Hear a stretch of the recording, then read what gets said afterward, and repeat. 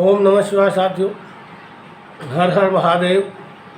प्रतिदिन की भांति हम शिव पुराण की जो कथा है उसमें प्रथम खंड का छठा अध्याय आज कर रहे हैं। कल की कथा में हमने ब्रह्मा जी और विष्णु जी के आपस में वार्तालाप और फिर युद्ध के बारे में सुना। दोनों आपस में लड़ रहे हैं, युद्ध कर रहे हैं और आगे क्या प्रभाव पड़ता है उस युद्ध का, इसके बारे में हम चर्चा कर रहे हैं। छठवां अध्याय। ब्रह्मा जी बोले कि हे नारद, हमें तथा विष्णु को परस्पर लड़ते हुए देखकर प्रलयकालीन प्रज्वलित बड़वाग्नि के समान शिवजी अचानक ही उस स्थान पर प्रकट हो गए। मैं उनकी उपमा किससे दूँ?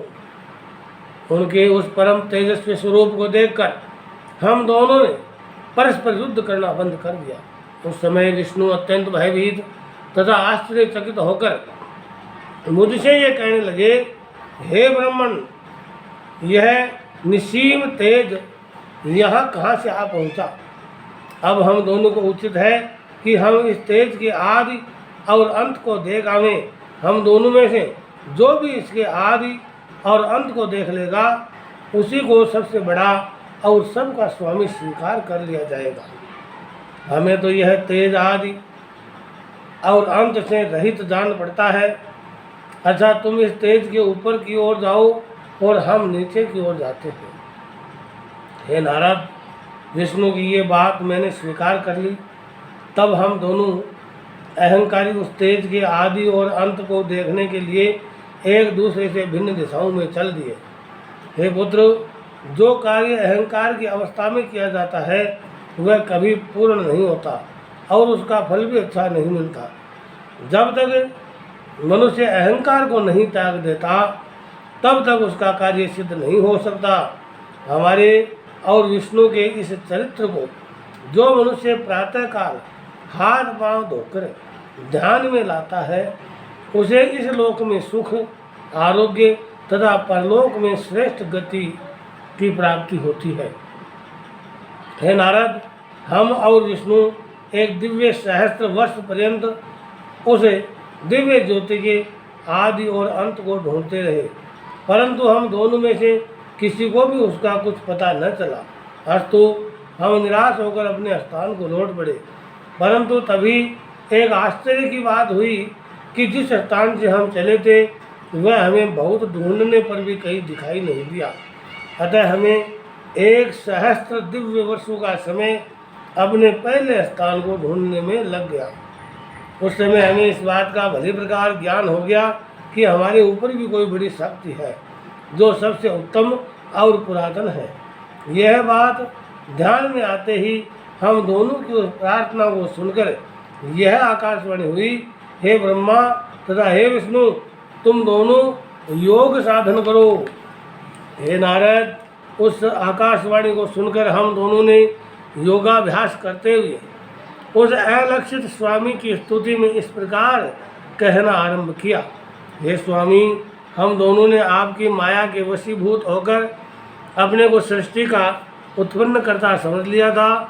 अब हम अपने अभिमान को त्याग कर आपको दंडवत प्रणाम करते हैं। आप हमें अपना सेवक जानकर कृपा कीजिए और प्रकट होकर हमें अपना दर्शन दीजिए। जिस समय हम लोग इस प्रकार स्तुति कर रहे थे उसी समय हम दोनों को गूढ़ शब्दों में किसी ने कुछ प्रेरणा दी, परंतु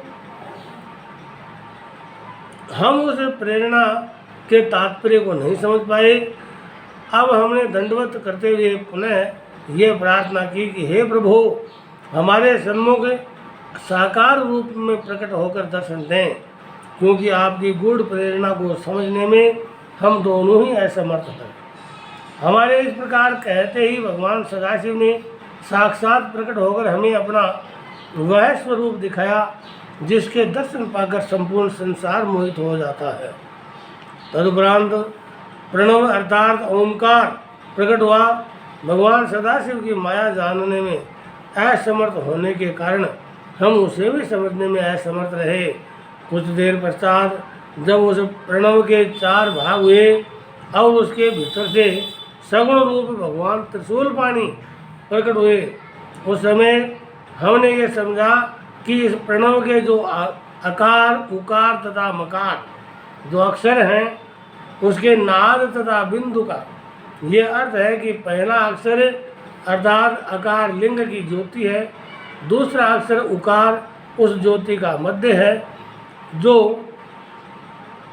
आधी मात्रा नाद स्वरूप है, वह उस लिंग ज्योति का मस्तक है, और जो बिंदु है वह संपूर्ण लिंग का ज्योति स्वरूप है। उसका वर्णन अन्य प्रकार से इस प्रकार किया जा सकता है कि अकार से ऋग्वेद, उकार से यजुर्वेद, मकार से सामवेद और नाद से अथर्ववेद तथा बिंदु से ब्रह्म विद्या का स्वरूप बना है। यह इस संपूर्ण सृष्टि में सर्वोत्तम है, उसी को वृषातन कहा जाता है। उसी प्रणव में तीनों लोकों की स्थिति है, यह वह कभी नष्ट नहीं होता। ब्रह्म से लेकर तृण पर्यंत सभी जीव तथा वस्तुएं उसमें स्थित रहती है। ढूंढने पर भी प्रणव के लिंग को प्राप्त नहीं किया जा सकता। चारों वेद तथा 18 पुराण भी उसके भीतर विद्यमान है।